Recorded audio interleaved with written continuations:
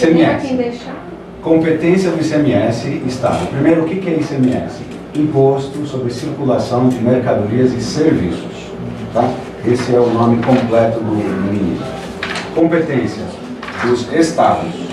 Como o DF é Estado e município ao mesmo tempo, é competência do Distrito Federal também. Características. É não cumulativo, lembram da coisa do não cumulativo? Aproveita crédito de etapas anteriores da circulação, e ele é seletivo. O governo estipula alíquotas de produtos e serviços essenciais e gradua ela na medida do que ele acha, do interesse social. Isso é ser seletivo. Fato gerador. Está o desembaraço do aduaneiro, mas o principal é isso daqui, a saída do estabelecimento produtor ou do estabelecimento. Né? Mercadoria saiu, foi colocada em circulação, fato gerador. Ok? Desembaraço. Sim. Ou quando emite a nota? Não. A emissão da nota é uma obrigação acessória. Você é obrigado. Não, o fato gerador é a saída da mercadoria do estabelecimento. Agora, saindo a mercadoria, é obrigatória a emissão de nota fiscal. Então, nós temos isso, nós temos o desembaraço aduaneiro, né? O produto importado também tem incidência de ICMS. Tá? Então, no desembaraço aduaneiro e numa arrematação de bens na asta pública. Tá? Incide ICMS também. Base de cálculo. Contribuinte é o importador, no caso do desembaraço, é o comerciante ou equiparado na saída e o atacadista aqui também. E todos eles na arrematação. IOF.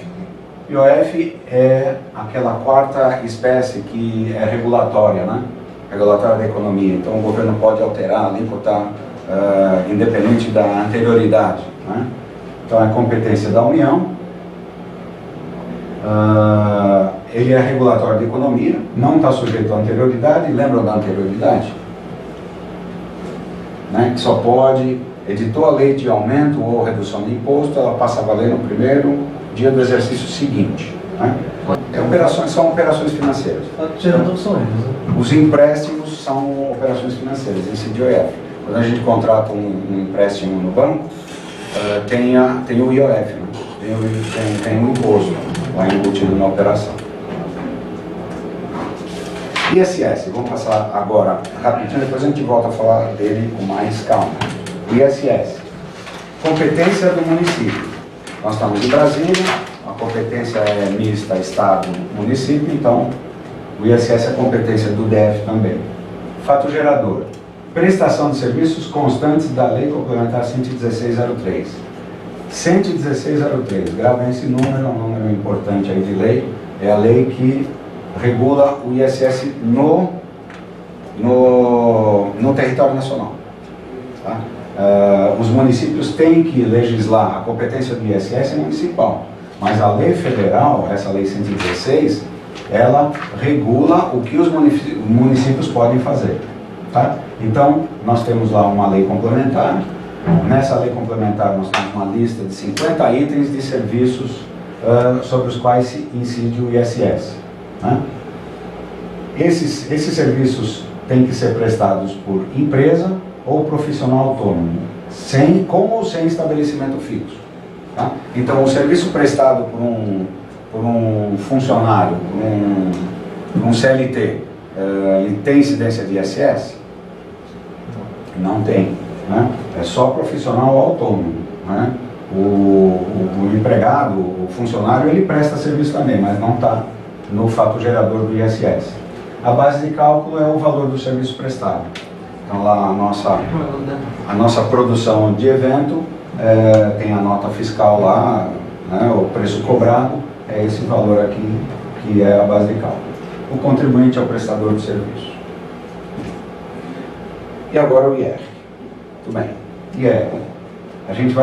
Agora a gente vai falar com detalhes sobre o imposto de renda. Tá? Então, inicialmente, o imposto de renda incide sobre o ingresso de renda no patrimônio do contribuinte. Tá? É o aumento do patrimônio pelo ingresso de renda. É o aumento do patrimônio.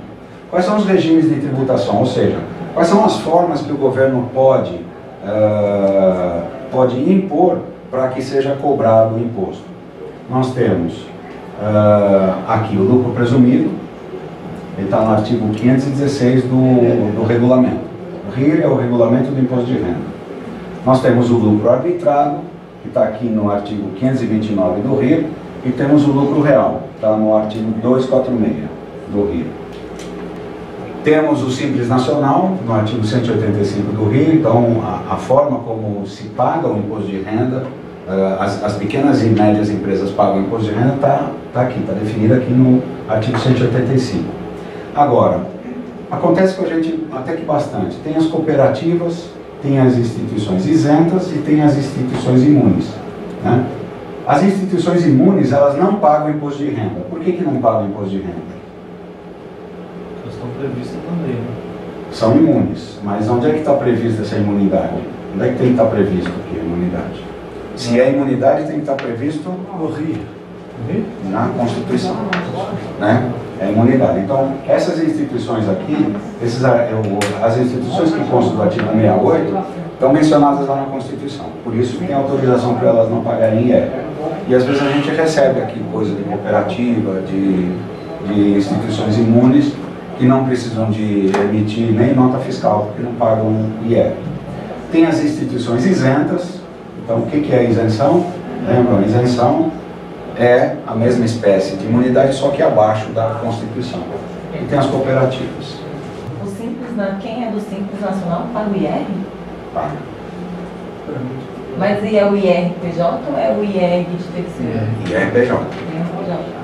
O O Simples. Simples paga? Isso eu não sei. O Simples é um regime unificado de arrecadação. Então, lá no Simples você tem no DAS, que é o documento de arrecadação do Simples Nacional, você tem lá o IR, tem a contribuição social, tem o PIS e tem o COFINS. Ah tá, é tudo... É tudo junto no DAS. Não, tá, eu pensei que era um DARF. Para cada um. Isso. Não. E pagava o Simples, além do Simples, mais um DARF do IR. Não.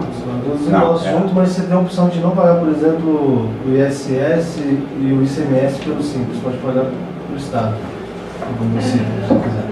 É isso aí.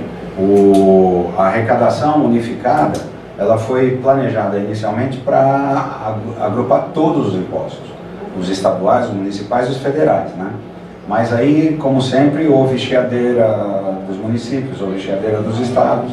Então, em algumas situações se separa a arrecadação. Então, a arrecadação é unificada para os federais, isso sempre, e os estaduais e municipais às vezes, né? Ok. Entidades imunes e isentas são instituições sem finalidade lucrativa que exercem atividades que visam bem-estar social. Estão previstas no RIR, no artigo 167 ao 181.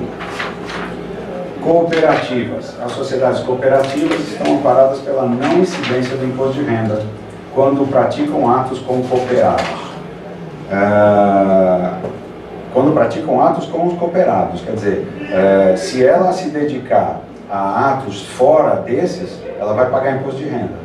Então ela decide, uma cooperativa, por exemplo, agrícola, ela simplesmente ela pratica os atos dos cooperados. Os cooperados fornecem para a cooperativa para que esta forneça para os clientes, para o mercado. Então, nesses atos ela tá isenta. A apuração dos tributos federais, estaduais e municipais é feita de maneira unificada. Não existe um tributo chamado simples, né? Não existe um tributo. É a arrecadação que é unificada, né? Mas tem lá todos os alíquotas que pagam, IR, ICMS... Tem uma tabela que eu não coloquei aqui, mas é interessante de ver. Na tabela você tem por faixas de faturamento as alíquotas de cada imposto. Do PIS, COFINS, IR, se for comércio, tiver no anexo 3, está lá ICMS. Se for do anexo 4, que é ISS, não, o 3 é ISS.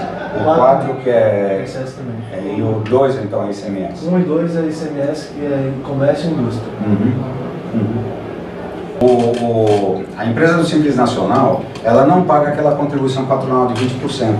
Então isso representa uma carga uma diminuição da carga tributária altíssima, né?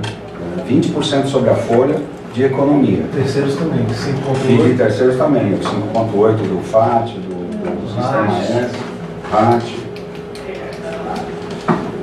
Lucro presumido. É uma forma de apuração simplificada, em que você aplica um percentual de redução do faturamento.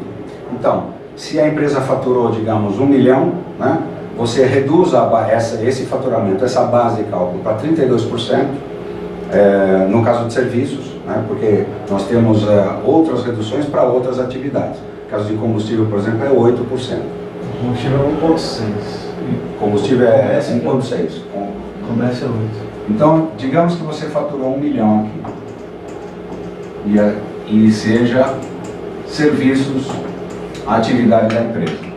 Para serviços, a redução da base de cálculo é 32%. Então você aplica 32% em cima de 1 milhão. 320 mil reais. Em cima de 320 mil reais, em cima de 320 mil reais é que se calcula o IR. Se aplica a alíquota de 15%. Então a Receita diz assim: você não precisa de me apresentar documento nenhum, eu só quero saber quanto você fatura. Em cima do teu faturamento, eu presumo, por isso que é presumido, eu presumo que o teu lucro é de 32%. O resto é despesas de operação, despesas de funcionamento da empresa, pagamento a fornecedores, enfim, 68% é despesas da empresa e 32% é o lucro, é o que fica no bolso da empresa. Sobre esses 32%, que é 320 mil, eu vou cobrar os 15% de imposto de renda. Aí, o que é aquele 4,8 que a gente está acostumado a ver lá no SIG, em todo lugar? 4,8 é 15% em cima de 32. Então, quanto dá 32, 0,32 vezes 0,15? Dá 4,8. 0,048, que é 4,8%. Agora entendi. Tá? Então, em vez de você reduzir a base, pega 32%, joga aqui, depois aplica a alíquota do imposto de renda aqui, você já faz direto 4,8%. Mas a alíquota do imposto de renda é 15%. E na escrituração tem que É receber 4,8 que é em cima de 1 milhão? É essa? 4,8 em cima de 1 milhão? É. 220. Ah? Não, em cima de 1 milhão. 1 milhão. Em cima de 1 milhão. Porque a gente já está reduzindo. Aqui está reduzindo em 32, né? Aqui está reduzindo em 32. E aqui está aplicando a alíquota de 15. Uma vez a outra dá 0,048 aplicado diretamente sobre o faturamento, que é a base de cálculo. Não, a base de cálculo é essa. Aplicado diretamente sobre o faturamento. Então, se você acha que o teu lucro é 32%, então empatou. A aposta da Receita está mais ou menos. Agora, se o teu lucro é maior, você está ganhando, né? Você está pagando menos imposto. Se o teu lucro é menor que 32%, você está pagando mais imposto do que deveria. Agora, o outro complicador é que você vai pagar 10% a mais ainda. Vou falar do adicional. Essa aposta aqui de 32%, ela é muito bem calculada lá na Receita. Tá? Foi feito antes de editar essa lei, foi feito um dimensionamento de todas as atividades. Essa redução de 32% ela vale para serviços, mas ela tem outras alíquotas para outras atividades. Combustíveis, por exemplo, é 1,6%. Né? Transportes é 8%. Então, está lá graduado de acordo com a atividade. Mas no nosso caso, foi muito bem estudado esses 32%. É pouca gente que tem lucro maior do que 32%. É alta eficiência disso. Né? Então, por isso que foi fixado em 32%. Agora, por que as empresas, sabendo que não tem 32%, preferem ficar no presumido? Não ter... Ótima pergunta. Eu acho que não é só preguiça, não. É falta de organização mesmo. Organização empresarial. Não sabe, ela não A sabe. maioria não sabe nem... Não sabe quanto que ganha, não sabe qual é o lucro. Vai pagando e recebendo, achando que está bem. Exatamente. Está sobrando dinheiro no banco, então tá bom. Então tá bom. É também a falta de vontade de organizar a empresa. Temos o que se convencionou chamar de adicional do imposto de renda. Adicional do IR. Isso é imposto?